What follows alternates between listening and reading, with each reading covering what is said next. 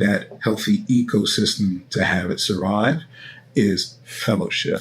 Fellas, I got to tell you, in becoming so soft, considerate, effeminate, and everything that's happened in these modern times, modernity for men, it has robbed us of the fellowship we used to benefit from, let alone a rite of passage. I don't want to get on that soapbox, but we used to be initiated into a standard of something. And that's what started my work, is that we have no standards. Nobody told us, nobody showed us. So here I am, showing up for all of us. Let's make a difference. I got to be the change I want to see in the world.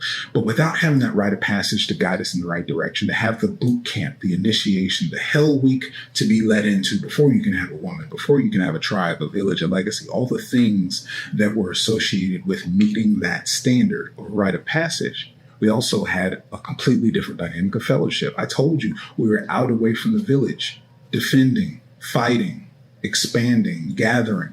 With who? Other men. Allow me to introduce myself. I am masculinity architect, coachduwaynelangham. This space right here is for men.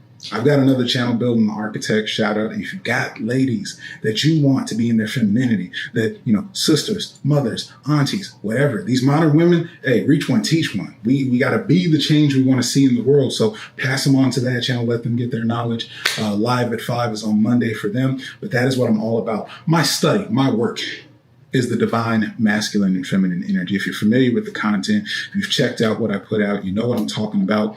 I spit it to you straight. First and foremost, I need you to go ahead and like. If you haven't already, drop the follow, subscribe. You don't want to miss this live at 5 every week. I'm always in the space, on position, doing God's work. By the way, also got a free ebook up on the store, absolutely free. Really, it's called The Dance. And this is all about the dance of yin and yang, divine, masculine, and feminine energy. Pick that up. Dive into it. I'm very proud of that work, and it gives you a solid foundation to understand where I'm coming from, what I'm talking about. Applies to your relationships, applies to platonic friendships, familial, professional, all aspects, your communication. These universal laws are at play, y'all. Whether you know it or not, whether you understand it or not, if you ever heard about law of attraction, all these universal laws and principles, this is forgotten wisdom and knowledge that as much as you can pull out a screen and get all your information on social media, there's not a lot of people talking about this. That's my niche. That's my sandbox. I love it. I love diving into it. So get all that you can. Pick up that free ebook. That'll give you the solid foundation of a base. In the meantime, right here, in this message right here, you're going to get what you need. So let's jump right in. Who was in the village? The women and children. The feminine was amongst the feminine. The masculine was amongst the masculine. We got the therapy, the healing. And I'll tell you, because the women and children, they still have that feminine-centric community, socialization, that's still there. If anything, everything flies, and it's so fluid that that's where a lot of problems are coming up in society. But here's the sad part, fellas. This is why last year, 2023, 2024, men's mental health, those conversations are coming to a forefront. It's not just human beings' mental health. That is one conversation. But what also is there unspoken is that our generations have been missing access to the point where we no longer have it distinguished to just have healthy fellowship. Now, again, this is root cause. So if you're with me, you're with me. If you know, you know.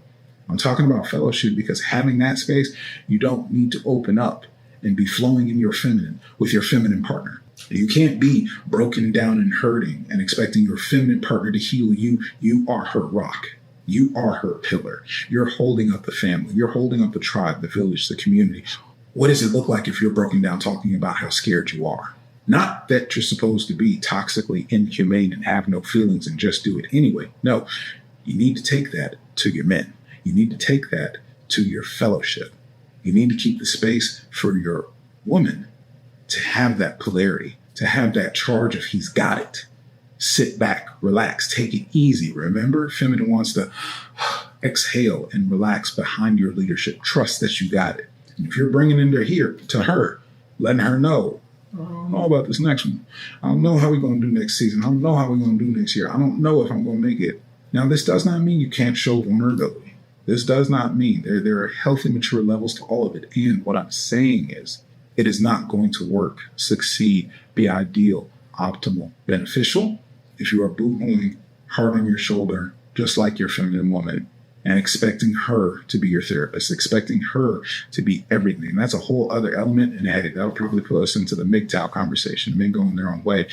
But I really hope that you think twice before you just decide it is of best interest for you and your partner to live together, to do life together, because those things are not the most optimal way, in my view at least. And again, with all these conversations, you are your own grown-ass, mature, masculine man. I leave it to you to make the determination, to make the decision, to actually look in your life whether or not it works. Proceed.